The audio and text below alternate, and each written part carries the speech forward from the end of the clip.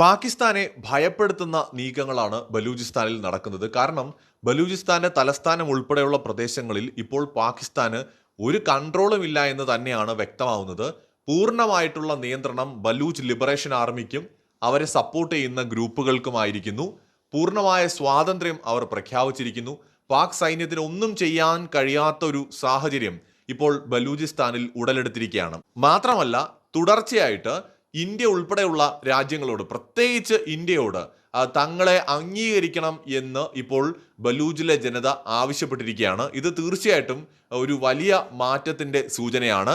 പാകിസ്ഥാന് ഒരു കൺട്രോളും ഇല്ല എന്നാണ് റസാഖ് ബലൂച്ച് ഇപ്പോൾ വ്യക്തമാക്കുന്നത്. അദ്ദേഹമാണ് ഈ ബലൂജുമായി ബന്ധപ്പെട്ട് ബലൂച്ച് അമേരിക്കൻ കോൺഗ്രസിന്റെ സെക്രട്ടറി ജനറൽ എന്ന് പറയുന്നത്. അദ്ദേഹമാണ് ഈ ഒരു ക്ലെയിം ഇപ്പോൾ ഉന്നയിച്ചിരിക്കുന്നത്. ബലൂജ് റീജിയന്റെ ഒരു വലിയ പ്രദേശം, അതായത് നേരത്തെ പാകിസ്ഥാന്റെ ഭാഗമായിരുന്ന പ്രദേശമാണ്. അവിടെ ഇപ്പോൾ പാകിസ്ഥാൻ ആർമിക്കോ ഗവൺമെന്റിനോ ഒരു സ്വാതന്ത്ര്യവുമില്ല. ഇലക്ട് ചെയ്യപ്പെട്ടിട്ടുള്ള പാകിസ്ഥാന്റെ ഒഫീഷ്യൽസ് പോലും നിലവിലെ സാഹചര്യങ്ങൾ അഡ്മിറ്റ് ചെയ്തിട്ടുണ്ട് എന്നാണ് ഇപ്പോൾ വ്യക്തമാവുന്നത്. എന്ന് വെച്ചാൽ ഇപ്പോൾ പൂർണ്ണമായിട്ടും ബലൂചിസ്ഥാൻ എന്ന് പറയുന്നത് പാകിസ്ഥാന്റെ നിയന്ത്രണത്തിലല്ലാത്ത ഒരു സ്വതന്ത്ര പ്രവിശ്യയെ പോലെയാണ് പ്രവർത്തിക്കുന്നത് എന്ന് വ്യക്തമാണ്. ഇതില് ഏറെ ആശ്ചര്യപ്പെടുത്തുന്ന കാര്യം, റസാഖ് ബലൂച്ച് പറയുന്ന അനുസരിച്ച് പാകിസ്ഥാന് ഏകദേശം 70 മുതൽ 80% ബലൂചിസ്ഥാൻ റീജിയണിന്റെ പ്രദേശം നഷ്ടമായിരിക്കുകയാണ്. അമേരിക്കയോടും ഇന്ത്യയോടും തങ്ങളെ സപ്പോർട്ട് ചെയ്യണമെന്നും ഇപ്പോൾ ബലൂച്ച് നേതാക്കൾ ആവശ്യപ്പെട്ടിരിക്കുകയാണ്.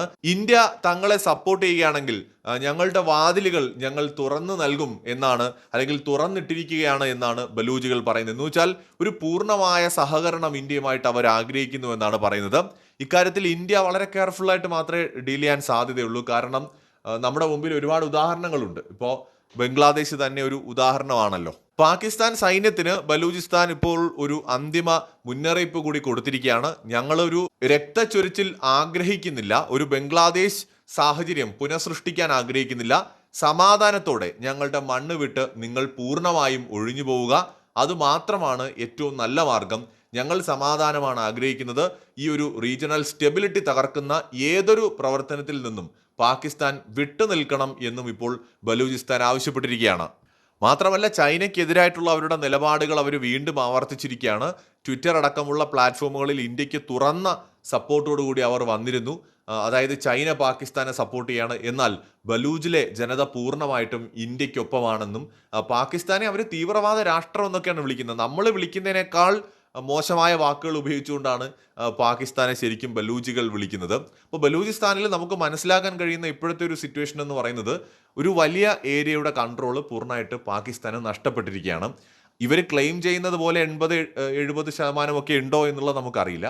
പക്ഷേ അന്താരാഷ്ട്ര മാധ്യമങ്ങളും സ്വതന്ത്ര സ്ഥാപനങ്ങളും കൺഫേം ചെയ്ത അനുസരിച്ച് ബലൂചിസ്ഥാന്റെ തലസ്ഥാനം ഉൾപ്പെടെയുള്ള പ്രദേശങ്ങൾ ഇപ്പോൾ പാകിസ്ഥാന്റെ നിയന്ത്രണത്തിലല്ല, പൂർണ്ണമായിട്ടും ഈ വിഘടനവാദ ഗ്രൂപ്പുകളുടെ കയ്യിലാണ്. അവർ തീർത്തു പറയുന്നുണ്ട്, ബലൂചിസ്ഥാൻ ഇപ്പോൾ പാകിസ്ഥാൻ അല്ല, ബലൂചിസ്ഥാനും പാകിസ്ഥാനും രണ്ടും രണ്ടാണ്. തങ്ങളെ ഒരു സ്വതന്ത്ര രാഷ്ട്രമായിട്ട് അംഗീകരിക്കാൻ ഇപ്പോൾ അവർ UN-നോടും ഇന്ത്യയോടും അമേരിക്കയോടുമൊക്കെ ആവശ്യപ്പെട്ടിരിക്കുകയാണ്. അമേരിക്ക ഇക്കാര്യത്തിൽ പാകിസ്ഥാനെതിരായിട്ടൊരു നിലപാട് എടുക്കുമോ എന്നൊക്കെ കണ്ടു തന്നെ അറിയണം. ഇന്ത്യയുടെ ഇക്കാര്യത്തിലെ നിലപാട് നമുക്കറിയില്ല. എന്തായാലും ഇന്ത്യ ഗവൺമെന്റ് എല്ലാ ഭാഗങ്ങളും ആലോചിച്ച് മാത്രമേ തീരുമാനിക്കൂ. പക്ഷേ നിലവിൽ പാകിസ്ഥാൻ ഒന്നും ചെയ്യാൻ കഴിയാത്തൊരു സ്ഥിതിയാണ് അവിടെ ഉള്ളത്. കാരണം സിവിലിയൻസ് കൂടുതലുള്ള ഭാഗമാണ്. അവരെ പോയിട്ട് കൊന്നു തള്ളാനൊന്നും പാകിസ്ഥാന് പറ്റില്ല. അത് പാകിസ്ഥാന് തന്നെ വിനയാവും. മറ്റൊരു ബംഗ്ലാദേശ് മാതൃകയിൽ ഒരു യുദ്ധം ഉണ്ടാകാതിരിക്കാൻ പാകിസ്ഥാൻ ആഗ്രഹിക്കുന്നുണ്ട്. അപ്പോൾ ബലൂചിസ്ഥാനെ എങ്ങനെ ഹാൻഡിൽ ചെയ്യും എന്നുള്ളത് പാകിസ്ഥാൻ ഒരു പിടിയും കിട്ടാത്തൊരു വിഷയമാണ്. ബലൂജികൾ ഒരു ചർച്ചകൾക്കും തയ്യാറല്ല. അവർ പൂർണ്ണമായും സ്വാതന്ത്ര്യം പ്രഖ്യാപിച്ചു കഴിഞ്ഞു. ആ ഒരു റീജിയണിലുള്ള പാകിസ്ഥാൻ നിയോഗിച്ച ഉദ്യോഗസ്ഥർ, തെരഞ്ഞെടുക്കപ്പെട്ട പ്രതിനിധികൾ എല്ലാവരും ബലൂചിസ്ഥാനിൽ ഇപ്പോൾ മേധാവിത്വമുള്ള സൈന്യത്തോടും ലിബറേഷൻ ആർമിയോടും അവിടുത്തെ പൊളിറ്റിക്കൽ സ്ട്രക്ചറിനോടും പൊരുത്തപ്പെട്ട് നിൽക്കുകയാണ്. കാരണം അവരെ എതിർക്കാനുള്ള ശേഷി ഇവർക്കില്ല. പാകിസ്ഥാനെ സംബന്ധിച്ചിടത്തോളം അവരുടെ സൈന്യത്തിന് ഒരു പരിധിയിൽ കൂടുതൽ ഒന്നും ചെയ്യാൻ അവിടെ കഴിയുന്നില്ല. അത്രയേറെ ആക്രമണങ്ങളും നഷ്ടങ്ങളും ബലൂജ് റീജിയണിൽ സൈന്യത്തിനുണ്ടായിരിക്കുകയാണ്.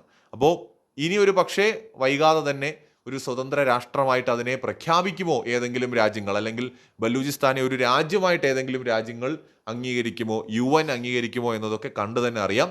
നിലവിൽ പാകിസ്ഥാന് അവിടെ ഗ്രൗണ്ടിൽ യാതൊരു തരത്തിലുമുള്ള ഒരു സ്വാധീനം ഇല്ല എന്ന് വ്യക്തമാവുകയാണ്.